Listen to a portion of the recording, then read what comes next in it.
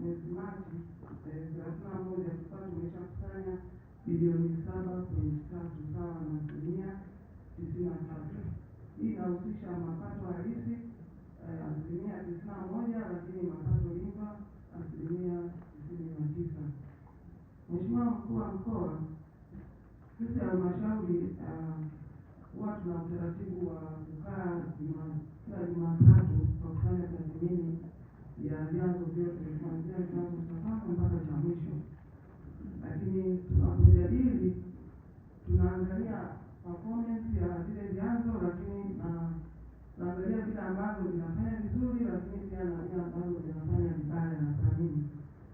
Na vile ambavyo vinafanya vibaya, tuna timu tena ya mapato ambayo tumeiunda kwa mchanganyiko wa CMC wakuu wa idara mbalimbali ambao tunaona wana asisi wanaweza wakawa na mwamko mzuri wa kufuatilia vile vyanzo ambavyo tunaona vina changamoto na kuja kutoa kwenye taarifa, pia kwenye taarifa ya Jumatatu ambayo ina agenda special.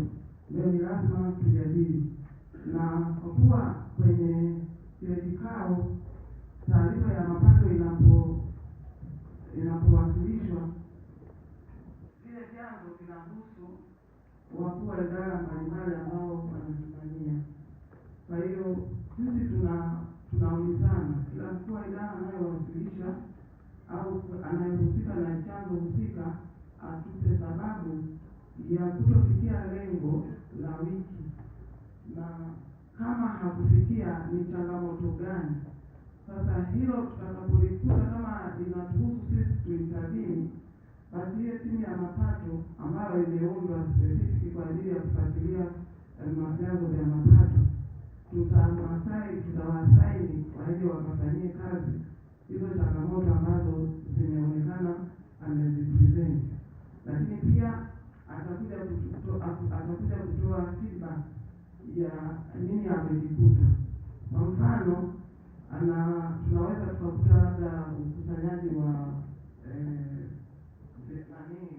madini ya ujenzi, tukakuta katika chanzo fulani au katika pozi tunaona zinashuka, na wakati huo tunakuta malori tunayaona yanapita.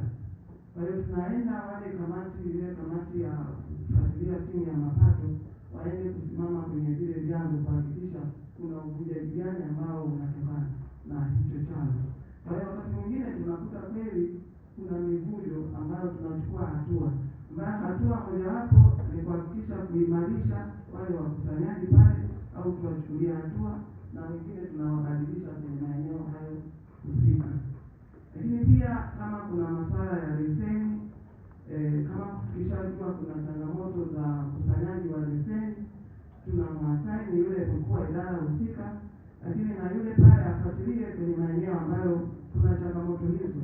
Kwa hiyo tunahakikisha kama kulikuwa na gap, tulikuta watu wamepitiliza muda wa kulipa leseni, hao waliokutwa tupewe kwa takwimu na ni akina nani, alafu hii timu itafuatilia kwenda kuhakiki kwamba kuna wengine na wale wengine ambao ilikutana kuna shida hiyo waweze kufuatiliwa na kuelimishwa, lakini sasa kuhakikisha wanafanyia kazi hizo changamoto. Lakini kingine ni kwamba kuna ile timu ya mapato yenyewe kuhakikisha yale mageti yanadhibitiwa, wanapeana zamu usiku na mchana, lakini na kuwawezesha pia wale wanaofuatilia hivyo vyanzo, kuwawezesha, yani kuwapa motisha. Hii ni pamoja na ile timu pia inayosimamia, tunawapa motisha kwa sababu fedha lazima ukitaka ukusanye lazima pia utumie. Kwa hiyo hilo linatusaidia sana watu kupata moyo wa kufanya kazi kwa wakati. Lakini pia na kusimamia mtiririko wa makusanyo kwenye pozi. Pozi tunazifuatilia kuhakikisha kila siku tunazimonita kama fedha zinazokusanywa kweli zinaenda kwenye pozi. Na hii tunafanya kwamba tunaangalia nature ya chanzo na kiasi kile ambacho kinakusanywa ni sahihi au kuna mvujo, na vile vyanzo ambavyo vinakusanya fedha nyingi tunaviwekea ukaribu wa supervision, wakisha tunafanya follow-up ya kawaida ili fedha zile zisiende kwenye matumizi mengine tukapata defaulters au fedha zikawa zinatumika